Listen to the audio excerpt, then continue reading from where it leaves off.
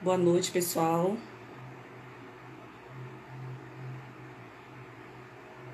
Boa noite, boa noite.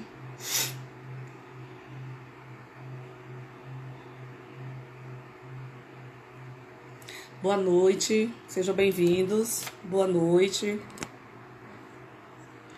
Vou arrumar o material aqui. Boa noite, sejam bem-vindos. Oi, Cássia, boa noite. Oi, Sarinha, boa noite. Olá. Lucineide, boa noite. Boa noite, Manuela. Camila. Luciano, boa noite. Oi, Cone. Deixa eu só fechar aqui esse arquivo. Boa noite, boa noite. Oi, Helci. Oi, Camilinha, seja bem-vinda. O pessoal tá perguntando se eu estou bem. Ainda não. Tô tomando medicação, viu, gente? Hoje eu dei bastante febre, mas ela parou agora. Descansei um pouquinho. Estou tomando os remédios, né? Tô melhorando aos poucos, tá bom? Muitas dores também no corpo, né? Dor de cabeça sem fim. Mas é assim mesmo. Jennifer, boa noite. E aí, gente, preparados para estudar? Preparados aí para um conteúdo aí bem complexo? A Líbia tá perguntando se eu descansei. Sim, Líbia, eu almocei e descansei um tiquinho depois daquela hora. Oi, Vivi Pontes. É porque hoje a gente entrou na hora do almoço, né, gente? Eu não queria dormir. Eu falei, vou descansar um tiquinho ali. Aí eu pensei, não, vou conversar com os alunos para eu não ter que dormir. Porque senão eu não durmo de noite, né? Que eu sou muito ruim para dormir. Eu vou ficar bem, né, Cone? Em nome de Jesus, eu vou ficar bem. É assim mesmo. Vamos esperar o pessoal ir entrando. Professor Rodrigues vai entrar já já, tá bom? E aí deixa eu falar uma coisinha pra vocês. A gente começou a live às 18h02. E aí é o seguinte, a dinâmica. A gente vai fazer a live... Nós vamos fazer a live pra 1 hora, tá bom? E aí, não, eu sei que não vai dar tempo, porque o professor ele explica bastante. E aí a gente vai encerrar uma live e começar outra. Quem quiser ficar, seja bem-vindo, tá bom? Eu acho que é um momento pra gente aprender, um momento único, com uma pessoa que domina muito bem o conteúdo, e a gente vai explorar muito do professor hoje, né? O tempo que ele puder ficar aqui com a gente, e quem puder ficar eu agradeço muito, tá bom? Aí eu vou fazer um draminha, não sei se eu vou deixar a live salva, só pra vocês ficarem aí. Alguém tá falando que eu tô bem, obrigado, gente. Tentando aqui arrumar um pouquinho, né, pra disfarçar. Vamos esperar os alunos irem entrando. Hoje é dose dupla, verdade. E eu queria pedir com muito carinho pra vocês foco. Não dá, gente, para essa live vocês dispersarem. Não tô especificando ninguém. O material tá aí para vocês. Não tem gabarito no material, assim, gabarito de questões, né? Mas o gabarito vai ser o nome dos teóricos. E é muito importante vocês pegarem as explicações. Muito importante. Eu não sei se eu vou deixar essa live disponível, então eu quero que vocês prestem muita atenção, tá bom? Quem puder ficar até o fim, e se não der tempo a gente começar de novo, vocês fiquem aqui, né? O professor e doutor Rodrigo Rodrigues é o cara, né, gente? Não tem outro nessa área. E esse conteúdo ele é muito difícil, ele é muito chato. E aí os alunos, professor, o que eu estudo de teóricos? Ele vai falar agora, que eu acredito que nele saiba uma sequência de provas, porque a gente não sabe o que as bancas cobram, mas ele vai dar uma direção para que a gente possa aí se organizar, tá bom? Então vamos lá. Esperar o pessoal entrando. A gente tem muitas lives, esses horários, né, gente? E aí ainda tá tendo algumas lives por aí, mas cada um sabe da sua necessidade, vocês ficam aí onde for melhor pra vocês, tá bom? Deixa eu só esperar o professor aparecer. Todo mundo está com material. Gostaram do material? Gostei muito. Ficou bonitinho, né, gente? O material ficou bem legal. Eu coloquei o ano do autor, coloquei uma palavra-chave e para vocês colocarem o nome, até para vocês ir treinando o nome dos autores também.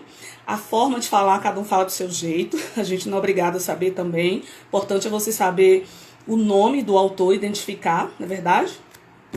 E é isso aí. Vamos esperar o professor entrar pra gente poder começar nossa live. Gente, a live não tem nada combinada. Eu tô pegando material agora, tô passando o olho aqui. E eu gostei muito do material. Porque às vezes vocês veem material e professores em dose dupla, pensa que é combinado. Gente, eu não falei nada com o Rodrigo, nada. Só mandei o material pra ele. E vamos aguardar um pouquinho. Gente, eu já fico muito cansada, né, quando eu começo a falar. Mas deixa eu ver se o professor já tá por aí. Deixa eu só dar uma olhadinha aqui no WhatsApp. Ele pediu pra segurar um minutinho, né? Que ele já tava entrando. Obrigada, gente, pelo material que vocês gostaram. Muito obrigada. Hoje eu tenho umas coisas pra falar pra vocês também. Umas coisas legais. Que eu vou, no meio da live, falar pra vocês, tá bom?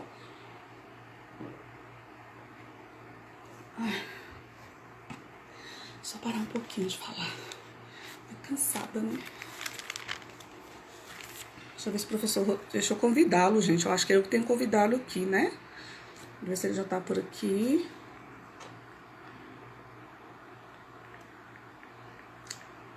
Eu tenho que falar pouquinho, mas eu tô vendo vocês aí. Quando o professor entrar, gente, me dá um oizinho, tá bom? Dá um oizinho aí pra mim. O professor Rodrigo Rodrigues, ele trabalha em todas as minhas turmas, tá? Presenciais. É o meu chip humano aí, que os alunos brincam, né? Eu acho que ele já tá por aqui. Deixa eu dar uma olhada. Espera aí só um pouquinho, ver se aparece.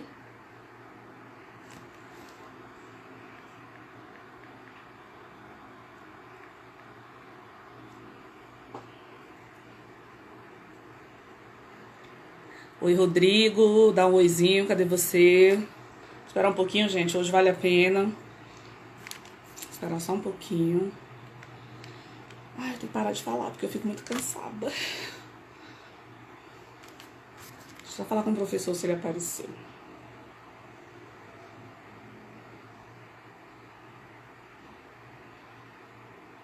Vocês viram o professor e vocês me falam, tá? Alguém tá perguntando se eu estou melhor? Tô não. Hoje foi punk, mas eu vou melhorar. Eu vou melhorar. Acho que sim. Deixa eu dar uma olhadinha agora aqui.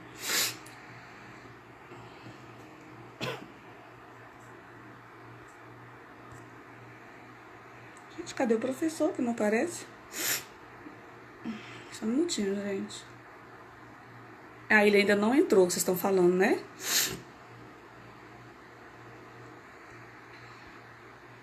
A gente vai esperar um pouquinho.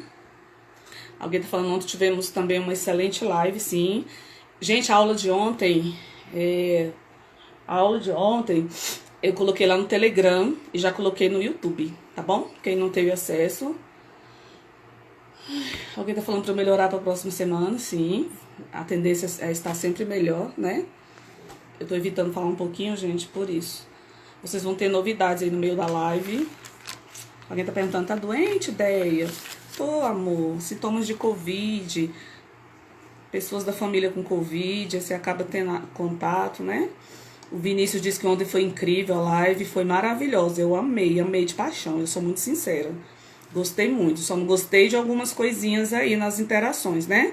Mas eu acho que hoje vocês não farão isso, porque hoje vai ser a live. Deixa só o professor entrar. Acho que ele não entrou ainda. Oi, Rogério, apareceu. Tá sumido, Rogério. Cadê você, professor? Esperar, né, gente? Vamos esperar um pouquinho.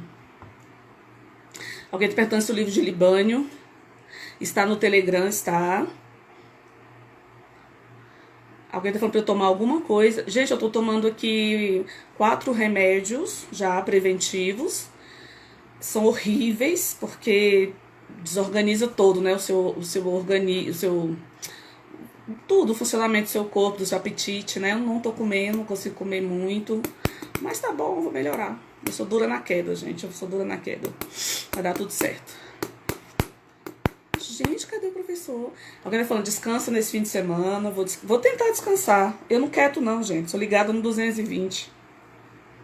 Tô sempre pensando em materiais pra vocês, uma coisa legal. Tem as coisas do GRAM pra gravar. A gente também tem o trabalho remoto da secretaria, né? E é isso aí. O professor não entrou ainda, gente. Vamos conversando com calma. A gente tem tempo pra isso. Hoje é sexta-feira, vocês estão bem, né? A gente vai dar tudo certo. Água de coco. Tô tomando água de coco. Vitamina C, muita laranja. Já chupei laranja hoje umas 4 vezes.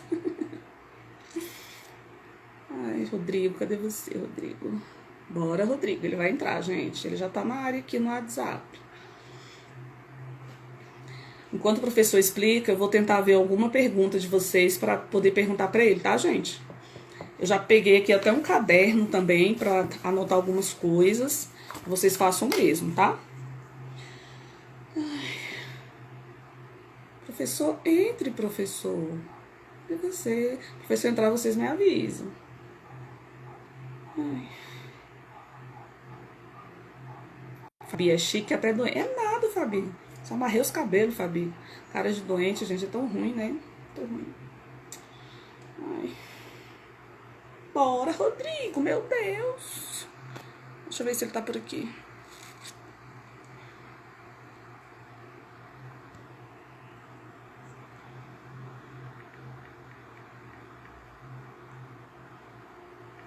Peraí, gente.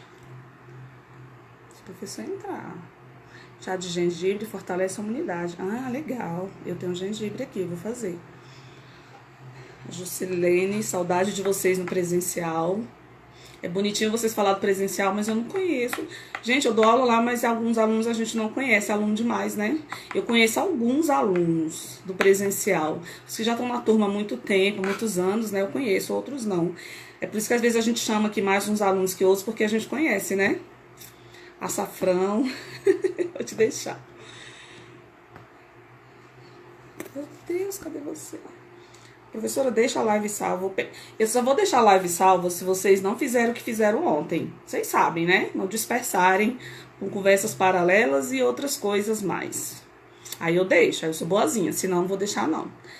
Cadê você, Rodrigo? Oi, Rodrigo.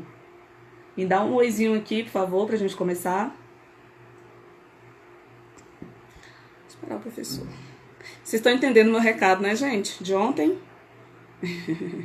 Chá de açafrão, limão e mel, poderoso. Pode deixar. Eu tenho aqui, eu vou fazer. Muito feio, né, Vivi, o que aconteceu ontem. Também não gostei, não. Mas, enfim. Acho que hoje isso não vai acontecer. Hoje é um show de conhecimentos. A gente tá aqui aguardando o professor. É porque ele tava chegando, viu, gente? Ele pediu pra aguardar um pouquinho. Eu nem vou parar a live pra começar de novo, não, né? A gente continua, porque a gente vai começar depois mesmo. Ô, Vivi, garota da hora, que horas que eu comecei a live? Acho que foi 18h02, não foi, Vivi? Olha aí pra mim, eu acho que foi 18h02. Foi não, foi uns 18h05 mais ou menos, deixa eu só anotar aqui. Ele já tá aqui, gente? Deixa eu dar uma olhada. Peraí.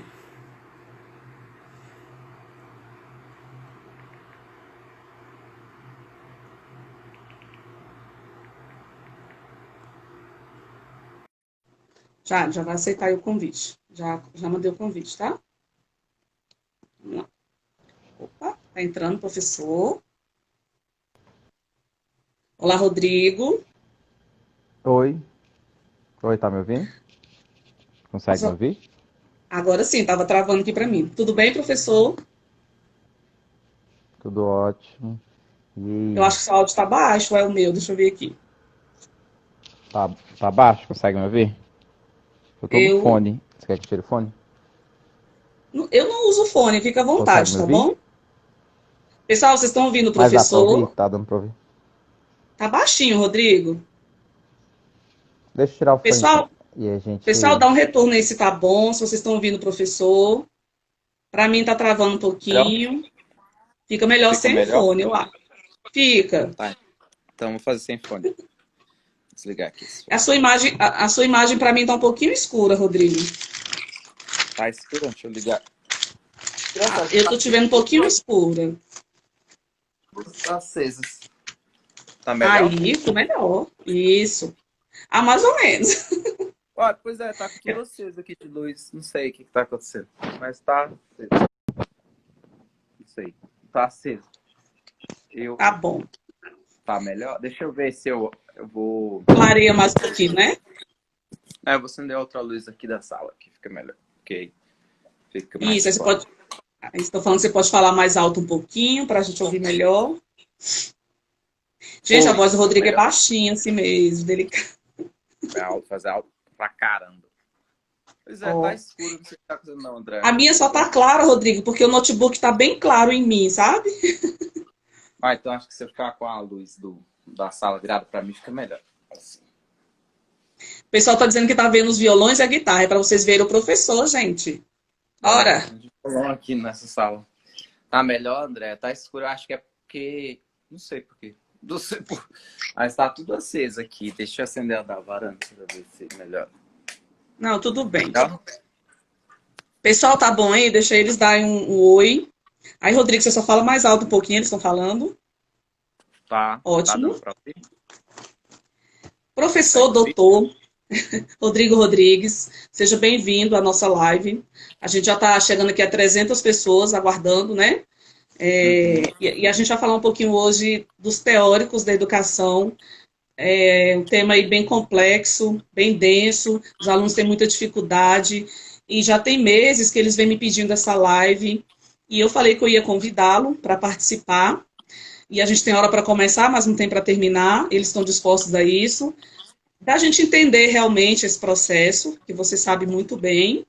E aí pode se apresentar aí a eles, já te conhecem, né? Mas. Ah, tá. Vou precisar. A minha melhor amiga tá participando da live. Eu não sei porque que ela tá participando, mas tudo bem. Que é a Marília. Ela é professora da Legal. secretaria. Não sei nem o que ela tá fazendo aí, mas tudo bem. A Marília é minha amiga de graduação. Aí eu vou começar falando da minha formação, então. Eu Uhum. sou pedagogo de formação, graduado pela Universidade de Brasília, UNB. Sou especialista em educação infantil, na minha pós-graduação. Fiz mestrado em gestão e políticas públicas da educação.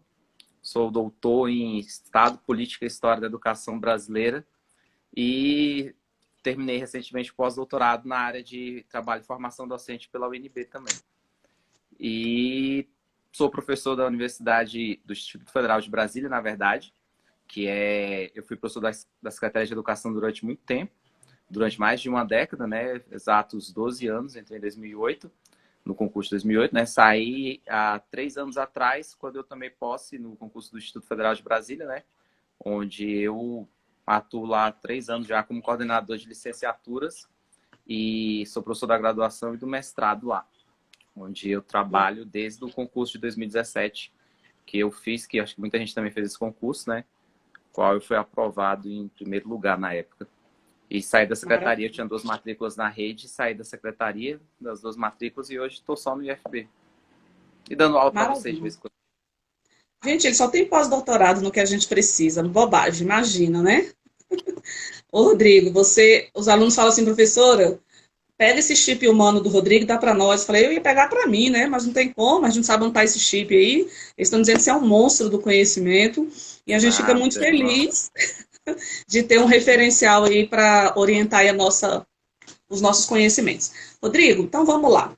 Eu acredito que eu selecionei alguns teóricos para a gente conversar, mas a gente não vai ficar só nisso, porque a gente sabe que é um campo gigante. Mas eu queria começar te perguntando uma coisa. Como que a gente estuda os teóricos da educação? É necessário a gente entender o papel de cada um nos seus aspectos filosóficos, políticos e pedagógicos, a educação em si, e a importância desses teóricos dentro desses aspectos para que a gente possa entender o caminho da educação e se a gente estuda entendendo a influência deles para a educação dentro da nossa prova da secretaria. Antes da gente começar o material. Ah, o estudo, eu penso assim, Andréia, como que a gente... Assim, cada um vai ter um caminho, né, para estudar. Eu entendo que os teóricos e o estudo, a melhor forma de você tentar entendê-lo é porque quando a gente vai estudar os teóricos, lá dentro do conteúdo de conhecimentos pedagógicos, eles aparecem vinculados àquela ideia que a gente chama de educação em sociedade. Cada teórico ele vai ter uma abrangência muito grande dentro da sua obra. Então, a primeira coisa que o educando tem que ter é foco, né? É analisar, é buscar dentro daquele autor que interessa para a sua prova.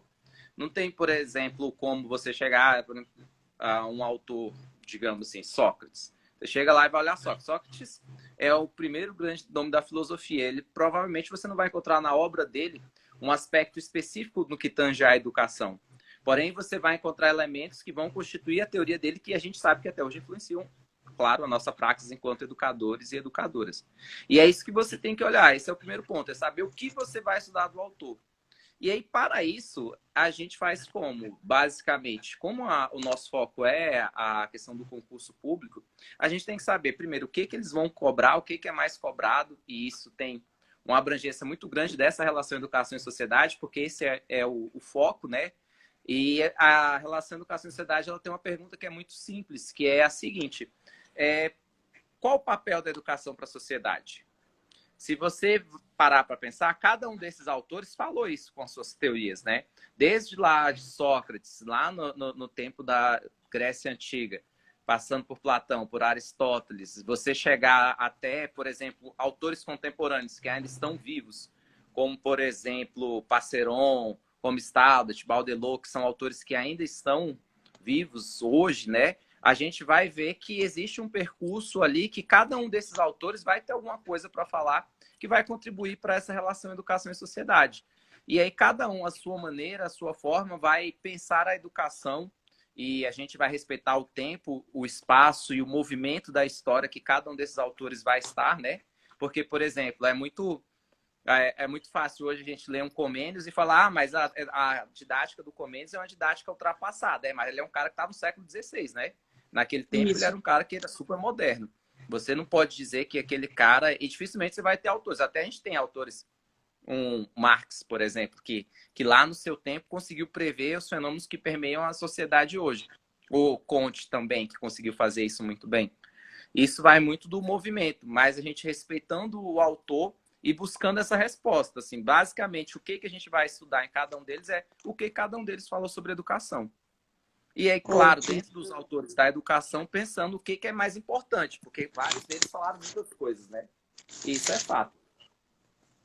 E aí o pessoal está falando, o pessoal está perguntando, Rodrigo, aqui, se existem palavras-chave de cada concepção teórica que nos ajuda a entendê-los e acertar questões na prova. Existe essa mágica? Claro que não.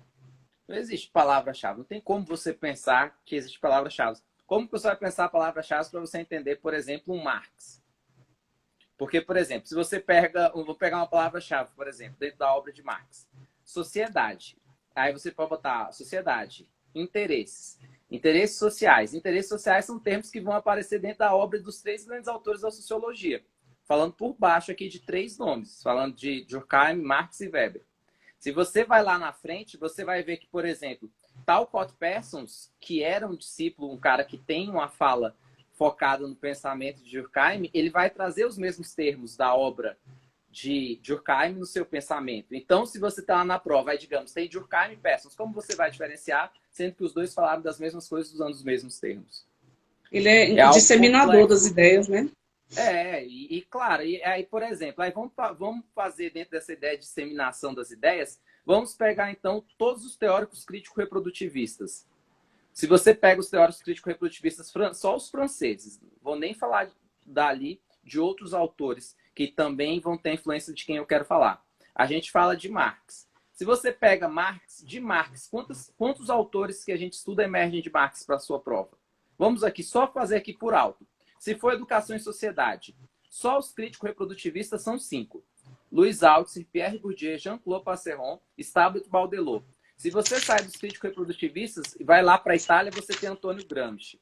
Se você vem para o Brasil, você tem Paulo Freire, Miguel Arroio, Demerval Saviani, José Carlos Libânios, Cipriano Carlos Lucchesi. Se você vai para a psicologia, quem a gente tem? Vygotsky e Vallon. Todos marxistas. E aí? A gente vai usar a palavra-chave?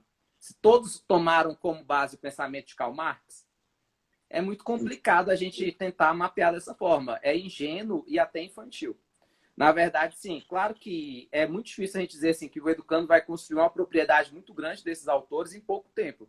Isso também, isso é algo que é muito, muito pesado. Mas o que o educando tem que ter é uma propriedade mínima no intuito de saber aquilo que é mais importante dentro da obra de cada um desses autores. E que alguns autores vão em linhas totalmente antagônicas entre si. Você não pode pegar, por exemplo, um pensamento marxista e tentar comparar com o pensamento durkheimiano, porque são linhas totalmente distintas.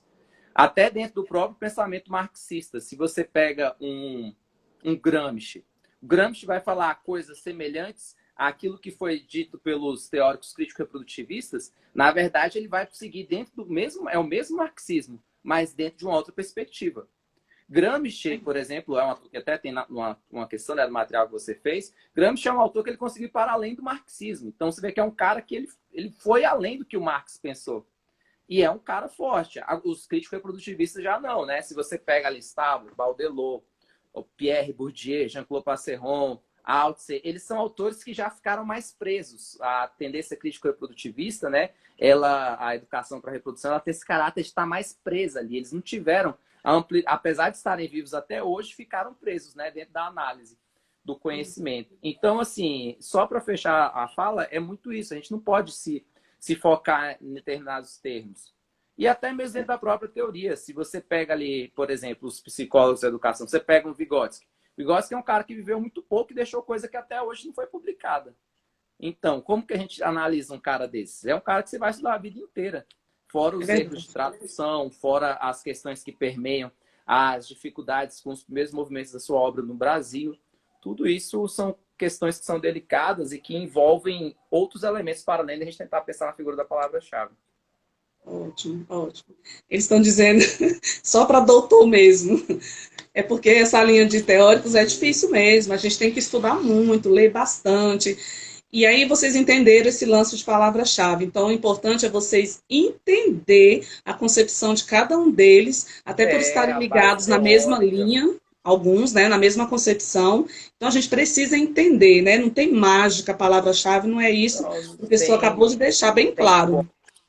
Não tem como, assim, a gente tentar entender, assim, tentar entender um Marx, um Vygotsky, não tem como você entender um cara desse com palavras-chave. Isso é ilusão, assim. Você tem que entender a teoria do cara na base. Um Gramsci, assim, vamos só para a gente pegar, só para fechar esse termo, a expressão palavra-chave, uma curiosidade sobre a vida do Gramsci. O Gramsci, ele passa grande parte da sua vida preso em uma prisão na Itália, porque ele era, agora um termo que está bem na moda, ele era antifascista, né?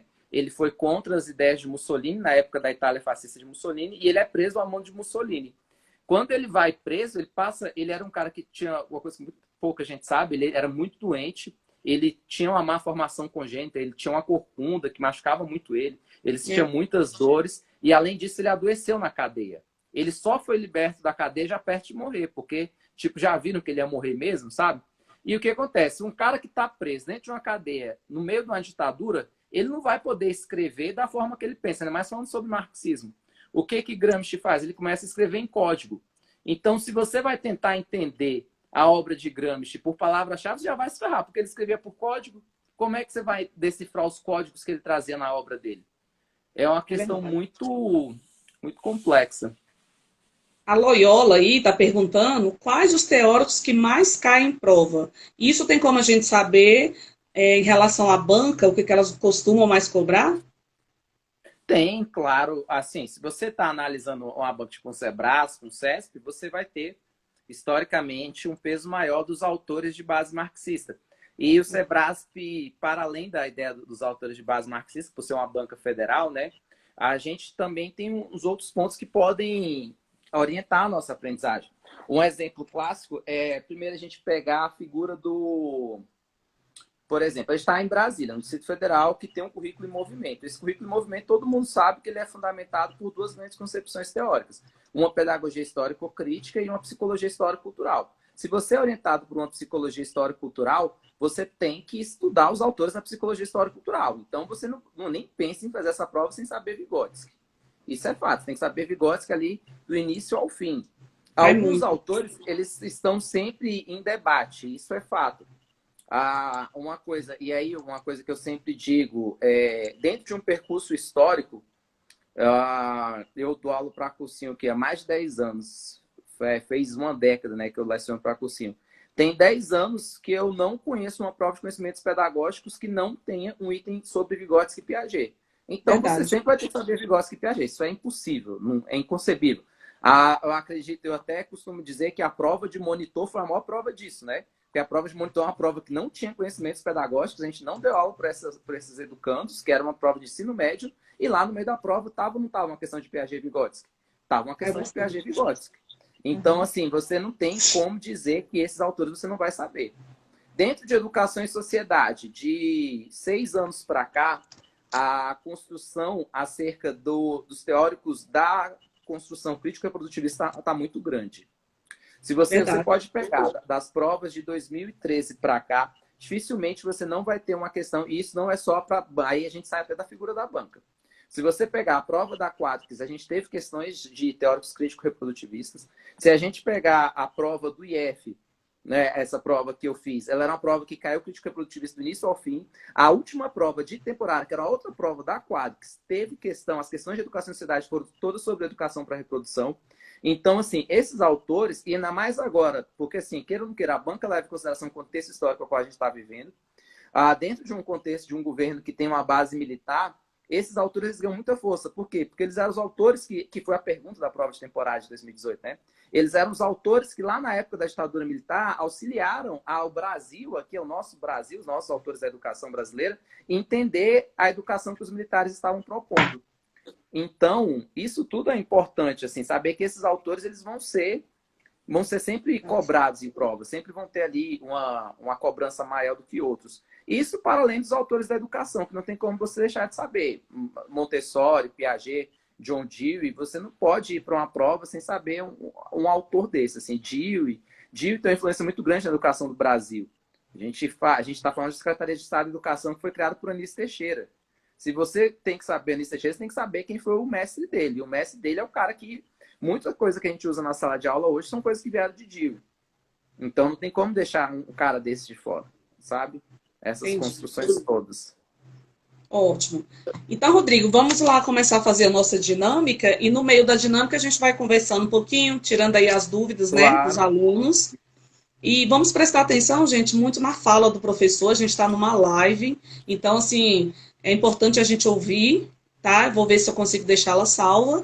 E vocês vão absorvendo depois com calma, anotando. Agora não dá para a gente ficar muito voltando em muita coisa, por conta do nosso tempo. Então, eu fiz a dinâmica, Rodrigo. Eu vou te fazer a primeira pergunta da dinâmica que eu fiz, que eu achei bem interessante, tá? Bom, a primeira pergunta, Rodrigo, vai falar de um teórico que ele vai falar o seguinte. Ele via na mente da criança... Pessoal, pode ir para o material agora, tá bom? Podem ir para o material. Via na mente da criança uma tela em branco que o professor deveria preencher fornecendo informações e vivências. E aí, Rodrigo, que teórico é esse? Qual a importância dele aí na educação, nesse processo nosso social aí? Os alunos anotarem, né, o nome dele. A gente tem aí esse termo, né? Na verdade, a gente tem dentro do grupo dos filósofos que emergem ali na Europa, a gente tem uma série de nomes que se destacam. Para nós da educação, uma das principais manifestações dentro de uma dessas correntes filosóficas é a corrente que a gente chama de empirismo. O empirismo ele traz essa ideia, essa figura icônica da construção do processo formativo de conhecimento do educando por meio das suas vivências, das suas experiências.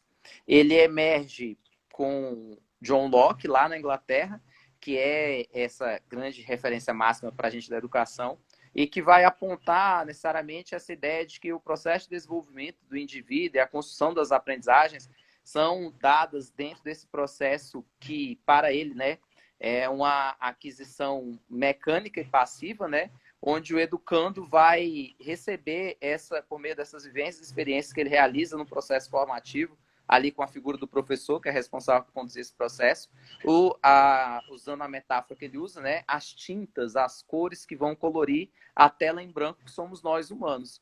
Daí a famosa metáfora da tábula rasa, né, essa ideia de que nós estaríamos em movimentos de construção no decorrer da nossa existência, já que nasceríamos totalmente desprovidos de características que nos constituiriam. É importante destacar que essa ideia introdutória, né, do educando que surge desprovido de quaisquer características clássicas, quaisquer características físicas e que nos permitam ser entendidos como humanos, é uma constituição que desconstrói a ideia do inatismo, né? A partir do movimento no qual você entende que o educando nasce em branco, você está negando uma outra teoria, um termo que as bancas cobram, refuta, você está refutando. Por quê? Porque você está indo contra a ideia introdutória de que o indivíduo nasceu com características já desde o seu movimento introdutório de vida, né? Ali do momento que sua mãe, o gameta masculino do seu pai com o gameta feminino da sua mãe, deram origem às constituições daquilo que é você. Ótimo. E John Locke extremamente tradicional, né? E por que as pessoas falam que ele é um explorador do entendimento humano? Ele vai trazer essa construção que é essa expressão de explorar, ela é a base da ciência, né? Na verdade, a gente tem um movimento que ele vem desde Aristóteles. Se você pegar, você percebe que existe desde o realismo aristotélico, passando pelo empirismo de John Locke, até a gente chegar lá na França com Auguste Comte, um movimento que é um movimento de evolução da exploração de como o indivíduo humano se desenvolve, como ele aprende e como que a ideia da experiência vai diretamente manifestar a construção do desenvolvimento do indivíduo. Você vai ter lá em Aristóteles, é importante a gente destacar Aristóteles, porque John Locke e Comte vão ficar assim, né, marcadamente com a ideia da construção do movimento do desenvolvimento do indivíduo e de como a gente analisa a construção do processo científico daquilo que é a busca por entender, eu não gosto da expressão entender o homem, né, mas entender o ser humano por si. Porém, o primeiro autor que vai fazer essa análise com base científica, que a gente ainda pode dizer, mas era muito incipiente, mas é até hoje entendido como pai da ciência, é Aristóteles. É um processo de, volta a repetir, de evolução do conhecimento humano. A gente vai ter Aristóteles, que vai trazer as bases, a ideia da lei como o fundamento para a explicação dos sentidos da natureza e da consciência humana. A gente vai vir com John Locke, com o empirismo, e a gente vai evoluindo, que chega até em Comte, que é aquele ápice ali do exacerbação do pensamento científico, diga-se de passagem, né? Eu sempre brinco com os meus alunos que alguns teóricos são pais de alguma coisa. Eles já sabem disso. Eu posso dizer que ele é o pai do liberalismo, por exemplo? Ou a gente pode traduzir, na verdade, assim, dentro do empirismo, do liberalismo, você tem vários autores, né? Mas aí deles. cada um vai trazer, um deles que vai trazer essa tradução é John Locke. A gente analisa para a educação a figura clássica do John Locke, mas você vai ter outros autores que vão simbolizar essa construção. É igual, por exemplo, quando a gente está lá discutindo a psicologia histórico-cultural, a gente só fala do Vygotsky, mas lá eles eram um grupo com inúmeros autores, né? Dá para listar pelo menos 5 aqui que interessam para a nossa prova. Ótimo. Mas é claro que sempre um dá um grande destaque dentro dessa construção. A Juscelene está rindo porque eu perguntei isso. Juscelene, mas é verdade. A gente pega John Dewey é o pai da escola nova, Comene é o pai da didática, Durkheim, eu falo que ele é o pai do socialismo, a sociologia, né? Embora a gente tenha alguns outros antes, né? Enfim, eu faço sempre um esqueminha para os alunos entenderem e dá certo, né? Rodrigo? A ideia do Durkheim com Comte, assim, que Comte veio antes, né? A lógica é muito porque na verdade, ele não chega. A gente diz que o Durkheim é o pai porque ele foi o cara que fundou mesmo a parada, né? Na verdade, a gente pensa que a gente fala assim, apesar que teve o Comte antes, mas a questão é porque o Comte influenciou o Durkheim, mas isso não quer dizer... E assim, a gente sabe, igual eu sempre digo, por exemplo, Aristóteles foi influenciado por Platão, e ele tem uma teoria que é oposta de Platão. E aí? Então, né? Então, assim, a gente pode dizer que ele é o pai da sociologia. A gente pode até pensar que tem a coisa do Comte vindo antes, mas é porque o Comte ele é o primeiro a ter o estalo, né? Digamos assim, aquele insight da necessidade de uma ciência humana para estudar a sociedade. Mas, assim, queira ou não queira, quem fez isso não foi ele. Foi quem? Foi o nosso amigo Durkheim. Durkheim. Beleza. Pessoal, cadê meu joinha, então, para a gente não perder o foco? Vocês estão concentrados aí, beleza. Eu tenho que de vez em quando estar perguntando, viu, Rodrigo? Então, vocês acertaram a primeira, que é John Locke. Já preencheram o quadrinho aí. Anotem tudo. Eu falei que eu ia deixar a live salva, dependendo de vocês, tá bom? É porque, às vezes, eles não se comportam. Não se comportam bem. Aí eu fui que o judiando deles. É porque a gente tem que prestar atenção, gente, porque essa aula ela é excelente. Ela é importantíssima para a prova de vocês. Eu vou lá para a segunda questão, Rodrigo. E eu trouxe um Uhum. teórico, que é um teórico que a gente costuma dizer que ele é um filósofo da liberdade como um valor supremo. E eu coloquei que Uhum. ele, e eu coloquei ali que ele prega o retorno à natureza e o respeito ao desenvolvimento físico e cognitivo da criança. Só de falar em físico e cognitivo, a gente já percebe algo legal, algo bacana, que encaixa com a nossa realidade hoje, da gente pensar na questão física e cognitiva no desenvolvimento das crianças, né? E eu achei uma outra Uhum. frase desse teórico, que ele fala que ele vê a liberdade como um valor supremo. Eu já comecei a identificá-lo também dentro das tendências, por exemplo, a importância. Quem é esse teórico, Rodrigo? Qual a importância dele para nós? Os alunos estão Aí respondendo aí já. a gente continua lá na filosofia europeia, né, daquele movimento ali, onde você tem uma sequência de autores que vão influenciar na construção do movimento que eu digo que é o movimento do pensamento contemporâneo, né? A gente não pode negar que um John Locke e um Auguste Comte influenciaram essa construção do movimento do pensamento contemporâneo.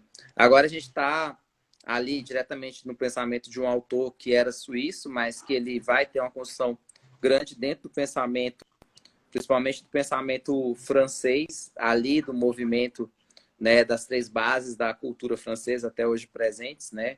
A liberdade, a igualdade, a fraternidade.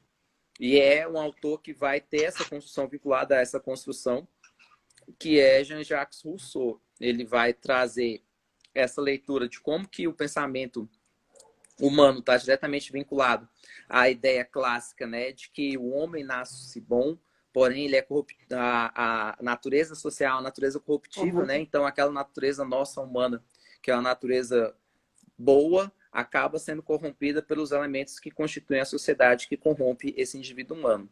Ele vai trazer a ideia da liberdade como um valor supremo dentro da vida humana e vai acabar influenciando uma série de autores que vão defender essa liberdade como construção do processo formativo dos indivíduos. Só para citar dois autores, e aí você pode, já que você gosta da brincadeira ali do pai, né, de ser pai de alguma coisa, de alguém, a construção, você falou, a menina que perguntou, né? Quem que você falou aí, professora, que é o pai da Escola Nova? O pai da Escola Nova, para a gente do Brasil, a gente tem uma referência forte de Anísio Teixeira, mas quem traz É, a base da Escola Nova foi John Dewey. E um John dia. Dewey é um cara influenciado diretamente por Jean-Jacques Rousseau. Dois grandes nomes da teoria que a Escola gente chama de Nova. progressivista, né? Ou aqui no Brasil a Escola Nova, né? Que a gente tem as manifestações ali de Anísio, Lourenço Filho, Fernando de Azevedo. No mundo a gente tem as manifestações de Dewey, ali a figura icônica de Montessori. Eles são influenciados historicamente por Jean-Jacques Rousseau, que é a base dessa ideia do educando livre, da liberdade, da construção do indivíduo, desse processo formativo que prioriza a liberdade do ser e que o indivíduo se desenvolva dentro dessa construção de uma perspectiva de vida, que acaba influenciando, claro, a base do principal pressuposto introdutório daquilo que é a famosa teoria que a gente chama de escola nova aqui no Brasil, mas que é a concepção progressivista, se a gente toma como base o pensamento Isso. que foi construído ali por John Dewey. Por isso que eu falei da questão do desenvolvimento físico e cognitivo da criança, né? Uhum. A gente percebe a influência de Rousseau na escola nova justamente por isso, né? Por ter esse aluno ativo, esse aluno aí que é lançado a desafios cognitivos, situações problemáticas, né? Tendo um professor aí como um auxiliador dentro desse processo. Então, a gente enxerga a figura de Rousseau aí juntamente com John Dewey, influenciadores que não são brasileiros, né? Dentro da escola nova. E essa parte cognitiva, eu acho que é uma palavra bem forte aí, né, pra gente dentro das tendências, por exemplo. É forte, principalmente por causa do momento que ele está, né? A gente está falando de um cara que está ali no meio do surgimento do pensamento francês, né? Daquela força, daquele pensamento que vai dar origem a um movimento que o mundo não estava acostumado a discutir ainda. O cara falando sobre cognição na época que a França ainda está procurando seus movimentos de liberdade é algo que é inovador. Das três grandes bases do pensamento francês, né? A gente só não tem estudos de Rousseau para uma delas, que é a fraternidade. Mas a liberdade e a igualdade são movimentos que permearam toda a sua obra. Ele vai trazer grandes livros, né, como o do Contrato Social, que são livros que vão marcadamente influenciar essas bases de pensamento. Na educação, ele vai influenciar esses autores que a gente conhece bem para questões de prova, né?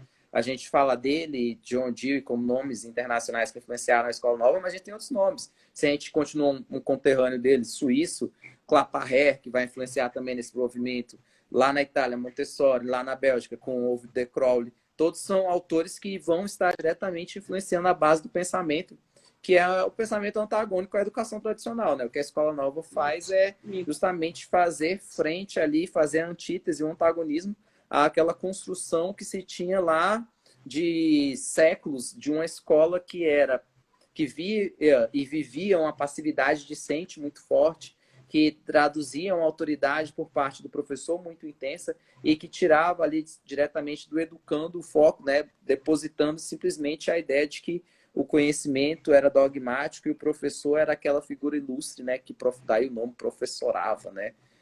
Depositava ali, tal qual Paulo Freire dizia, no educando esse conteúdo. E aí a ideia era justamente de desconstruir, de desconstrução, mas um pensamento que já vem lá desde Jean-Jacques Rousseau.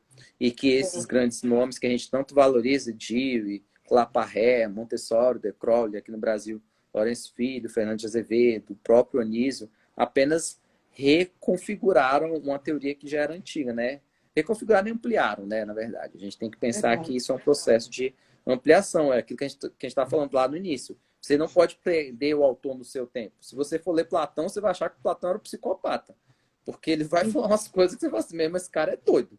E vários deles, assim, vários autores, a gente vai ter pensamentos assim que são hoje totalmente contrários a coisas que a gente defende. Pensamentos, por vezes, patriarcais, machistas, retrógrados, mas é aquela coisa de entender o autor dentro do seu tempo e os movimentos que envolvem a história. O que não quer dizer que isso deixe de ser, que ele deixe de ser machista, retrógrado ou afins. Como a própria tendência tradicional, que a gente entende como sendo retrógrada, antiquada, né, verticalizada e maniqueísta.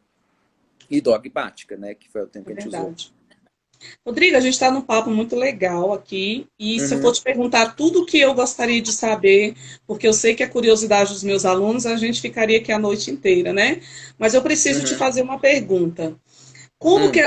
Pessoal, prestem muita atenção. Sobe aí meu joinha para a gente não perder o costume, que ele sempre sobe quando está tudo bem, tá? Olha só, existe uma diferenciação para a gente estudar os teóricos que influenciam. Hoje alguém me perguntou isso. A relação educação e sociedade, as bases psicológicas e as tendências pedagógicas, porque a gente sabe que nem todos estão em tudo. E aí eu queria te perguntar se tem essa diferenciação. Tem algumas coisas que eu acho que são importantes a gente pensar. Sabe o que eu gosto de pensar? Primeira coisa que a gente tem que pensar que a gente está dentro de uma área. Que área é essa? Educação. Ponto. A gente está dentro dessa área, educação. A educação ela é uma ciência multireferencial.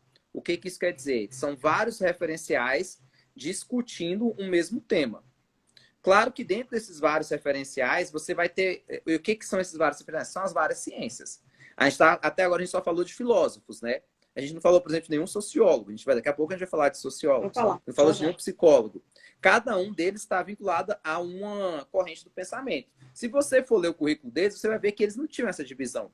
Porque essa é uma divisão que a gente cartesianamente faz para facilitar a aprendizagem do educando. Sendo que na prova deles, a banca vai fazer essa divisão. Quando a gente fala isso, a gente não está fazendo isso aleatoriamente. A gente está fazendo isso porque é o que a gente vê nas bancas.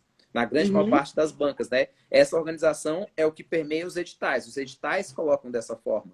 Isso. E aí, a gente, respeitando a banca e ao edital, a gente faz essa divisão que é didática para facilitar a aprendizagem do educando. Agora, o educando, ele tem que saber que a educação, ela não vai fazer. A gente trabalha com a ideia de interdisciplinaridade. Existe um diálogo entre as áreas do conhecimento. A gente falava ainda há pouco. Quando Vygotsky quis criar a psicologia histórico-cultural, ele foi buscar conhecimento em quem? Em Marx. E Marx é um autor que é da filosofia e da sociologia. Né? A gente está falando aqui, por exemplo, de John Dewey, que era um filósofo, que é um dos caras que mais influenciou a pedagogia, mas ele era um filósofo de formação e que foi influenciado por um outro filósofo, que era um cara lá do tempo da França antiga, que era Jean-Jacques Rousseau. Então, a gente tem que entender, e a gente pega uma Montessori, que era uma médica, a construção desses movimentos, e aí uma coisa que o educando tem que saber é que, primeiro, eu não posso querer pensar que o estudo eu tenho que ficar preso ali como se fossem caixinhas, que uma caixinha não se mistura com a outra. Isso daí não existe. Você tem que ter propriedade sobre o autor e entender as teias, os emaranhados que envolvem aquele autor. Por exemplo, aquela construção que a gente falava no início, que de Marx emerge um bocado de gente em vários assuntos que vão de tendências a bases psicológicas, isso é fundamental. Agora, o que o educando tem que ter é propriedade para falar sobre cada um desses assuntos e saber os elementos que os diferenciam dentro das suas concepções de educação. É saber, por exemplo, que um Dewey é um liberal. Porque, pô, você vai falar, o Dewey trouxe várias coisas inovadoras para a educação. Trouxe, mas era liberal. Ponto. Eu falo sempre isso. Anísio Teixeira é um cara que foi morto pela ditadura, mas ele era um liberal. É muito doido, né? Você vê assim, um cara de direito morto por uma outra direita, mas ele era um liberal. Ele pode ter trazido uma série de inovações para a educação pública brasileira e ter ultrapassado barreiras que a educação brasileira não tinha até então, mas ele era um cara liberal. A proposta da escola nova era de uma preparação dos indivíduos para uma sociedade capitalista, para um país desenvolvido que eles queriam que nós fôssemos, mas aos moldes de quem? Dos Estados Unidos. Verdade. Então, tudo isso são construções que o educando tem que ter. Agora, o estudante, ele não pode ficar preso nessa ideia de que uma coisinha não dialoga com a outra. Caramba! Se você parar para pensar, vamos pegar aqui teorias que a gente trabalha, né? Função social da escola, didática, processo ensino-aprendizagem, tendências, tudo isso está conversando junto, está dialogando. Em educação e sociedade, está todo mundo no mesmo balde. Não tem como. Isso daí não tem como. E todos eles, e ali a gente, no máximo que a gente pode fazer sim, é deixar bases um pouquinho de lado, porque base é muito complexo. Mas base vai influenciar isso tudo? Claro. Como é que você vai discutir como um indivíduo aprende se você não reconhece o pensamento de um Vygotsky, de um Piaget nesse processo? Rodrigo, eu queria até te perguntar uma coisa. Eu dou aula também desse conteúdo, mas assim, eu não sou um Rodrigo Rodrigues. Mas se a gente pegar as tendências pedagógicas, vê se meu pensamento está correto. Se você vai lá na escola crítico-social dos conteúdos, por exemplo, a gente tem alguns representantes trazidos por Libânio, por exemplo. Lá a gente pode falar do próprio Libânio, de Makarenko, a gente pode falar de Charlotte, a gente pode falar de... Esqueci o nome do outro agora, começa com M também, Manacorda. Mas, deixa eu te falar uma coisa. A teoria, eu não vejo ela trazendo, não sei, David Ausubel e Vygotsky dentro da escola crítico-social dos conteúdos. Eu sei que tem a influência deles, Vygotsky falando da questão da zona de desenvolvimento proximal, do professor mediador, e da aprendizagem significativa trazida por David Ausubel, que a gente usa também, né, essa concepção dentro da crítico-social. Mas a gente pode dizer que eles são representantes porque a teoria não traz, mas a gente sabe que eles influenciam. Posso contar essa história ou não posso? Você me permite contar essa história? Eu permito porque se a live acabar, a gente vai começar. Eu, enquanto professora, gostaria de entender, eu sei que os alunos também. Você sabe que... Tá, eu vou contar essa história. Só tomar um gole aqui. Isso é energético, tá? Não é cerveja, gente, que as pessoas pegam. Nem uísque, que eu não bebo uísque, mas tudo bem. André, essa história é uma história muito boa. E essa história, não é uma história que eu não aprendi com ninguém, não, assim. É uma história que eu aprendi com o próprio, com o José Carlos Libânio. Na época que ele foi meu professor no doutorado. Uma coisa que eu sempre falo para vocês, André, para todo mundo, para você que é minha amiga ou para os nossos educandos. A gente tem que entender o que é o Vygotsky. Cara, pensa só. O cara estava lá na União Soviética, no início do século XX, morre estupidamente jovem, 37 anos, praticamente a idade que eu vou ter daqui uns anos, né, daqui 2 anos. Ele é um cara que falece estupidamente jovem e que deixou muita coisa escrita em russo. Vamos ser sérios, você fala russo? Eu não falo russo. Você conhece alguém que fala russo? Quem que a gente conhece? Ninguém conhece alguém que fala russo. E outro, o cara era marxista. O cara tá no meio da União Soviética, que depois, ali, pouco tempo depois que ele morre, né? Ele morre em 1964, 10 anos depois a gente tem a Segunda Guerra Mundial, acaba a Segunda Guerra Mundial, o que a gente tem? Guerra Fria. Na Guerra Fria a gente sabe como que o conhecimento ficava, né? Cada bloco econômico guardava o seu conhecimento. Os Estados Unidos guardavam o seu conhecimento, a Rússia, ali com a União Soviética, guardava o seu conhecimento. Sabe quando que Vygotsky começa a chegar no planeta Terra, no mundo, quando que ele sai da Rússia e da antiga União Soviética, com a queda do Muro de Berlim. O Muro de Berlim cai, né, ali no final dos anos 80 e início dos anos 90. Com essa queda, que Vygotsky começa a chegar nos países do mundo, só que com um porém. A antiga União Soviética, a grande maior parte dos países falavam russo. Volto a repetir, quem do planeta Terra fala russo? Ninguém fala. Então, as obras do Vygotsky chegavam muito mal traduzidas. Tem livros do Vygotsky que você pode jogar no lixo. Tem muitos de nós aqui, eu, vocês, quem fez pedagogia antigamente, trabalhou com obras do Vygotsky que foram traduzidas erradas, erroneamente, do início ao fim. Um dos maiores erros, por exemplo, é a própria grafia do nome do Vygotsky. Vygotsky não escreve com Y. O alfabeto russo não tem a letra Y, é com I. Então, esses erros, eles são grotescos, eles fazem presentes na história do Vygotsky. O que acontece? Isso no Brasil também foi muito forte. A obra dele chega no Brasil, André, para te falar, no final da segunda metade dos anos 90. Ali você tem os primeiros livros do Vygotsky chegando no Brasil, 94, ali mais ou menos. O que acontece? O Libânio, ele não também, como vários, ele tinha acesso, ele é um pesquisador, historiador, estudioso, mas ele não tinha acesso à obra do Vygotsky lá no final dos anos 70 e dos anos 80, quando ele vai construir a tendência crítica social dos conteúdos. Mas ele já reconhecia a necessidade de um autor que pudesse influenciá-lo, inspirá-lo dentro das funções de ensino-aprendizagem, no que tange uma base psicológica. Aí quem que ele usa? Ausubel.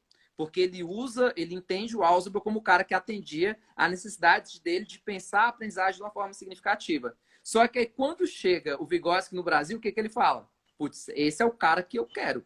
Esse é o cara que eu preciso para fundamentar a minha obra. O cara que defende uma ideia de uma mediação, que leva o sujeito a um processo de desenvolvimento, que parte do desenvolvimento real do ser para o alcance de um desenvolvimento potencial. Era tudo que ele defendia. É a mesma lógica, uma prática social ali, que o indivíduo vai teorizar e vai alcançar uma prática social significada. Aí ele vai sair do Ausubel e vai começar a usar o Vygotsky. Mas desconsiderando ali, isso o próprio Libânio fala, isso eu volto a repetir, eu não escutei de ninguém, eu escutei dele, quando ele foi um professor no doutorado. Ele próprio fala assim que hoje, se ele pudesse voltar no tempo, ele reescreveria muitas coisas que ele escreveu no passado. Mas não por arrependimento, é aquilo que eu estou falando para vocês. A gente tem que pensar o autor dentro do seu tempo. Ele estava num Brasil, no meio de uma ditadura militar, que ele não tinha acesso a livros marxistas. Então ele pegou o livro que ele tinha, que era a referência do David Ausubel. Mas a gente vai ver bancas que vão cobrar os dois? Claro. Claro que hoje, se você for conversar com o Libânio, ele vai falar de Vygotsky do início ao fim. Mas naquele tempo, ele usou o que ele tinha, né? Que era o Ausubel. Não vou dizer Rodrigo, infelizmente, então... né? Volto a dizer, vamos repetir, respeitar o autor dentro do seu tempo e espaço histórico, né? Então, Rodrigo, a gente vai entender, por exemplo, Vygotsky e David Ausubel como influenciadores na escola crítico-social dos conteúdos, é isso? Sim, e, não como... a gente vai ver que a gente vai ter questões, André, que dependendo da banca, do ano, a banca pode usar, a gente não sabe qual livro que o elaborador usou para fazer a prova. Vai que ele pegou um livro dos anos 80. Ele vai ter uma questão lá que vai cair Ausubel, como crítico social dos conteúdos.